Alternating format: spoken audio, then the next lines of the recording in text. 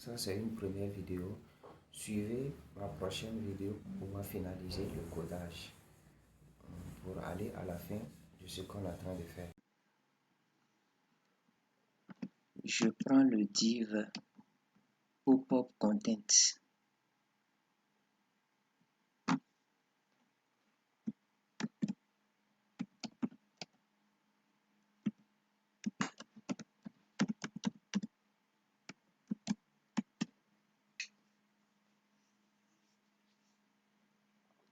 Une position, je lui applique une position absolue. Position absolue. Le div lax, la position sera uniquement fixée. Position fixée. Il n'y aura pas position absolue. Position fixée.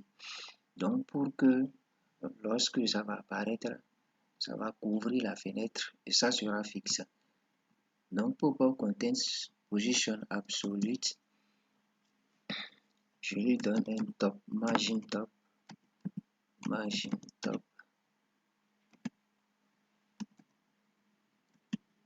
10 pixels, 10%,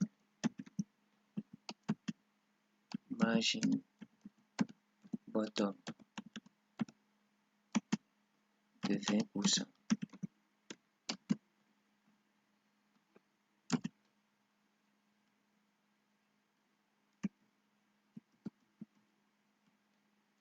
Un padding de 20 pixels par exemple. Border, j'applique un border 1 pixel solide white, un border radius de 5 pixels. En dehors du bouton valider, je crée un autre bouton, le bouton fermer. Donc je clique sur fermer afin de fermer ma fenêtre, la dernière fenêtre. Je mets fermer. Je lui donne un ID pop-up exit.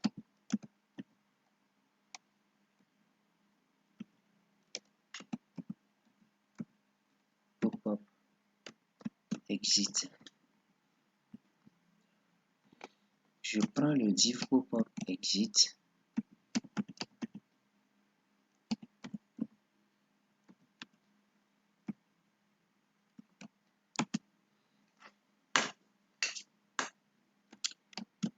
Pop-up exit, je lui donne un top.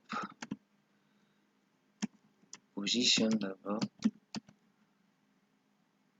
Absolute. Un top.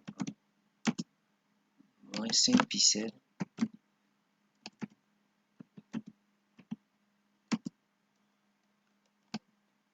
Et right. Moins 5 pixels également. On clique plutôt. Lorsque je clique sur ce bouton s'inscrire, je vais faire appel à une fonction que je vais définir après. Donc, je la nomme par exemple pop-up toggle.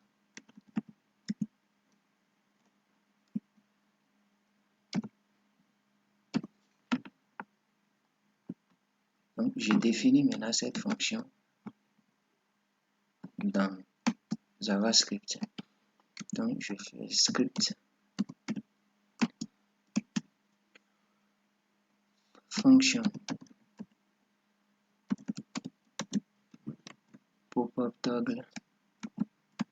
Donc, je vais récupérer l'élément div last par son ID. Je déclare une variable let pop-up document.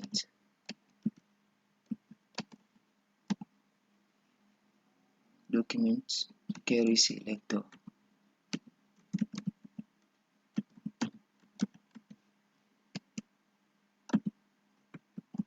Last. Donc, je vais afficher le div last. Pop-up display,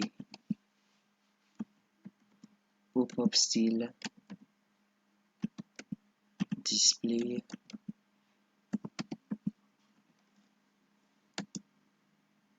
none, bloc plutôt, bloc. Donc, ce qui va me faire apparaître, au départ, le div last était caché, mais lorsque je vais cliquer sur le bouton s'inscrire, ce div va apparaître. Lorsque je vais cliquer sur fermer, je veux que la fenêtre de div last soit fermée. Donc, on clique, je fais appel à une fonction close, par exemple. Donc, la fonction close, je la définis ici, fonction.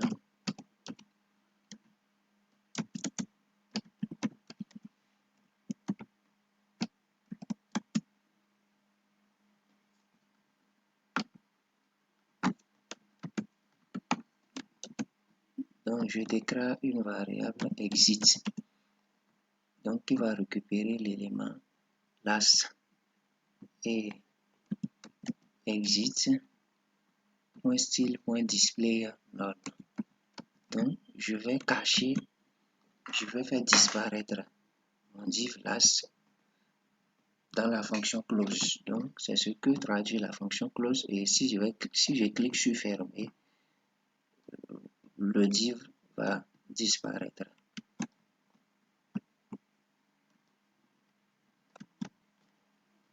Mon pop-up content, je lui donne un width de 50%. 50%. Également, je prends les labels.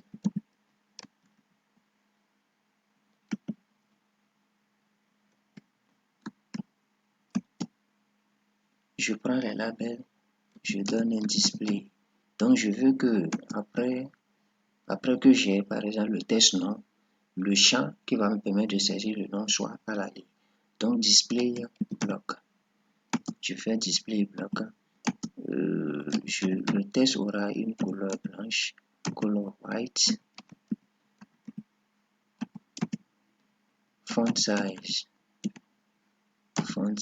14 pixels, 16 pixels. Inputs, je prends les inputs.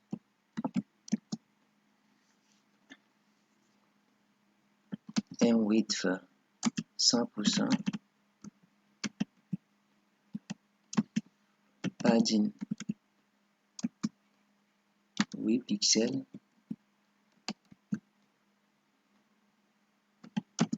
Border margin bottom. J'applique un margin bottom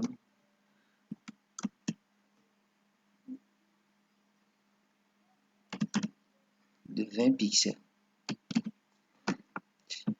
Les labels, je leur applique un margin bottom de 10 pixels.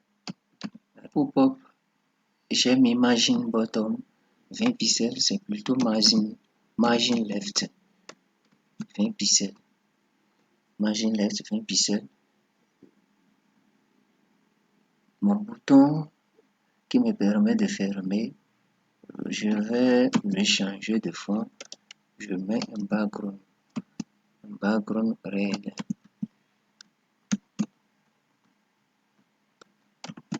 Donc, quand on va actualiser, et voilà ce qu'on a.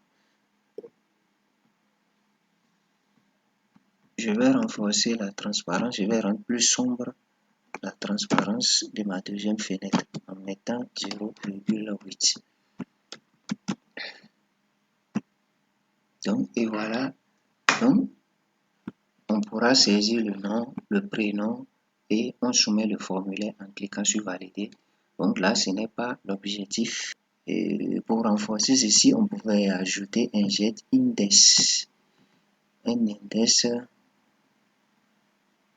à notre div-class. Donc, je pouvais ajouter z index. Par exemple, je donne un jet index pour 98. Donc, je clique sur s'inscrire et voilà la seconde fenêtre qui apparaît cachant la fenêtre précédente.